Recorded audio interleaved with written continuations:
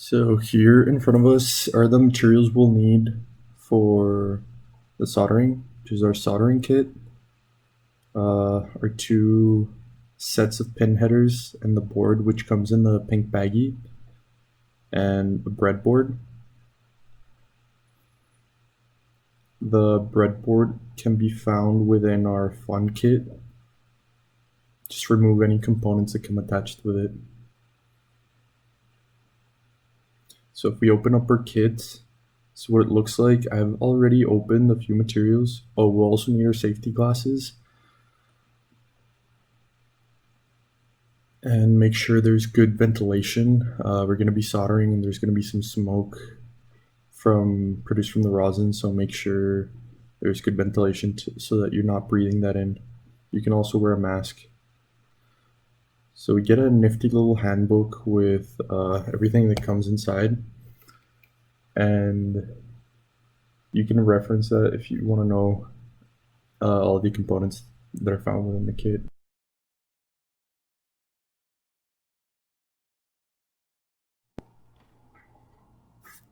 Here you guys can see the soldering station put together.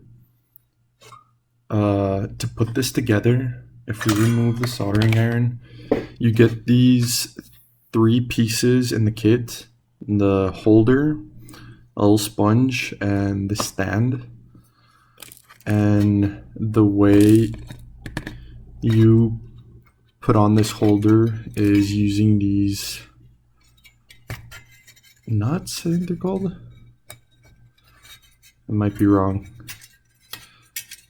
But basically, the way it comes in the kit is as such. So you remove one of these, thread it through, and then tighten it. And if you really want to, you can get a wrench or something and get it really tight, but I don't think you need to, as long as it stays on there. Because even if it rotates, it's not going anywhere. Then the sponge, I ripped a piece off so that it would fit better, and you want to wet that with some water, and you'll be good to go. For the temperature of the iron, right now it's off, so I can touch this end. Don't touch this end when it's on. For the temperature, it's kind of hard to see. You want to set it to between around 300. The temperature for soldering with microcontrollers and this type of electronics is between 600 and 700 degrees Fahrenheit, which is around 315 to 370 degrees Celsius.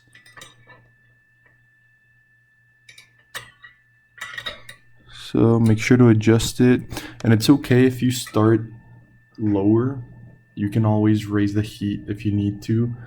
Starting low will give you a little bit more leeway in how long you press the iron against the board, and you'll start to get a feel for how the different temperatures interact with the solder.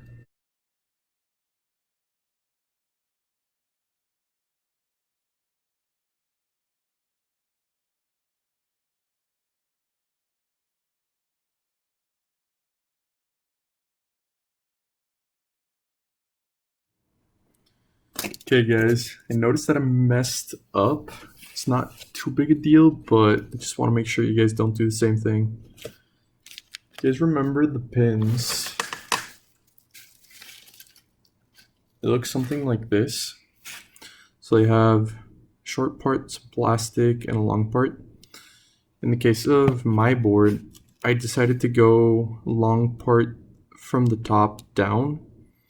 And although that still allows me to manipulate the board, it makes it harder for me to work with it on the breadboard. As you guys can see, the soldering points at the bottom, those prevent it from going in all the way, which might cause me trouble in the future with establishing a connection through the breadboard. So something I recommend that you guys do is what I did previously with this temperature sensor. So if you guys look at the pins on this one, I went short side up from the bottom. That way I have all this nice available pin space to go into the breadboard. Although I can't connect things to the top, it doesn't really matter if I'm able to prototype using the breadboard. So this is what you want for it to be able to go in, and you know if you connect something through the breadboard to this sensor, you're gonna have a good stable connection. In the case of the board, I'm not sure, like it pops off easily, and I'm not sure if I would get a stable connection if I connected something through the breadboard. I would check with the multimeter, but I don't have batteries for it right now, but I'll show you guys later how to do that. So just to reiterate, you want to do something like this where the bottom parts of the pins on this pin header are untouched. So you want it to be able to just connect down. It's a long piece, but we'll try the short piece. You want it to connect like that securely. You want to have a solid connection. So you want that. You don't want this. You don't want that solder blocking the pins from going further down. And the only difference in that case would be to put the pins in the other way instead of from the top down, from the bottom up. And it would also make it easier to solder because then you have the breadboard to stabilize. So if, for example, this temperature sensor didn't have the pin soldered, let's say the pins weren't connected, the breadboard would still be sitting on top, so you just have to go boom, boom, and solder each of those individual points.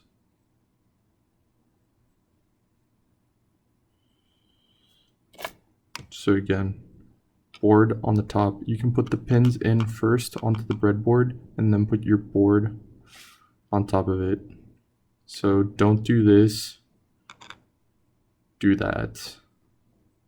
And it'll be the same process except for the pin placement will be on the other side.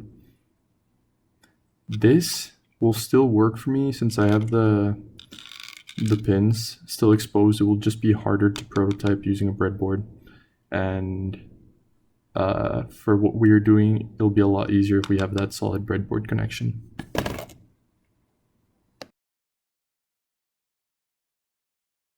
Hey guys, I switched cameras here to make it easier for you guys to see the solder flowing into each pin. So first, we're going to turn on the soldering iron and wait for it to get a little bit hot. There's an indicator going back to LEDs that shows us that it's on and it's getting up to temperature.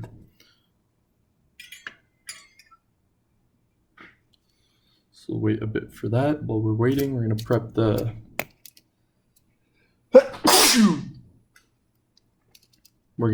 the solder.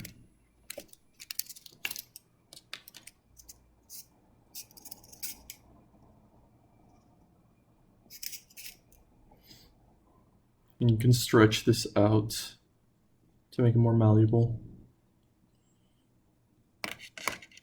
That. Again, make sure you're in a well-ventilated area. Make sure you're wearing your safety glasses. And if you want to, you can also wear a mask. That'll prevent you from breathing in a lot of the smoke. And the smoke is coming from, again, the rosin instead, not the solder. I've been waiting for a couple minutes and I think the iron is up to the required heat. You can test that out by touching it to the solder. Okay, so it's melting, so that means it is hot enough. I'll move this closer. Clean the tip. when metal gets hot, it forms these oxides on the surface, which make it harder for solder to adhere.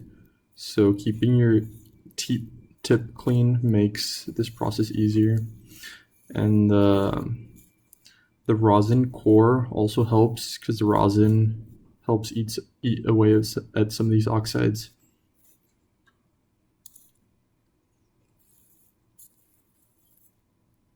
Sometimes, as you guys can see, it avoids getting off. There we go. Okay.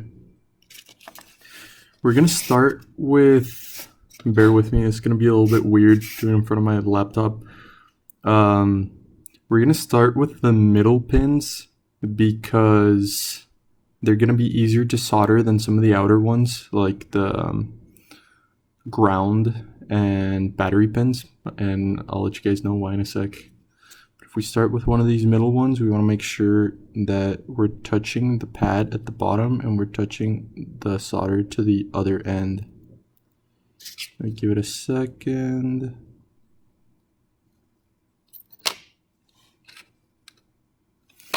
Okay, before I go on, I'm going to show you guys what to look for.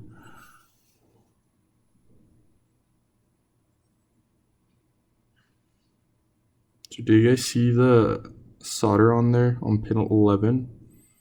It has this nice sort of triangular shape or volcano shape, however you want to refer to it. That means that the solder has successfully flowed into the hole and through the other side. And if I were to draw a diagram for you guys,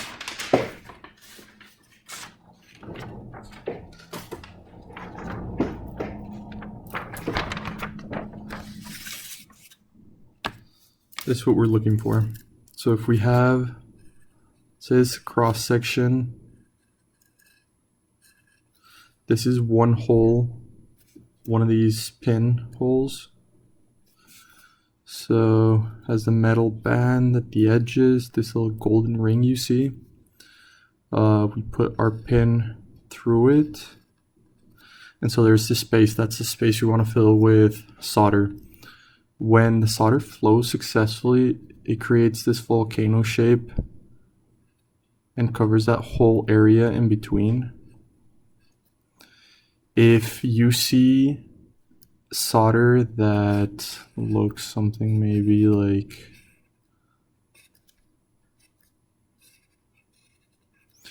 if your solder kind of looks like a ball, might mean that it didn't flow all the way, and you want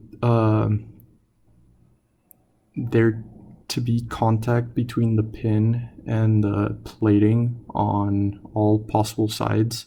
So you really want to make sure to look for this shape. One way you can ensure that happens is making sure that the plate is up to heat. If it's heated, the solder will just want to flow in. This happens more when it's cold, when the plate is cold, and maybe you're just heating the pin itself, or it's just the iron, so it kind of just balls up. So if you set your iron sort of flat against the pin, like I'm doing this pencil, to the side, a closer view, sort of like that. If you set it to the side, making sure it's touching the plate, you can touch the solder to the other side of that ring and it will melt into it as the whole ring is getting hot while you're doing this. Also, something to note, make sure you don't touch the iron too long to the board itself, because the board will delaminate, and what that means is that the multiple layers that it's made out of will begin to separate. And we don't want that to happen. But it shouldn't happen if you don't keep it too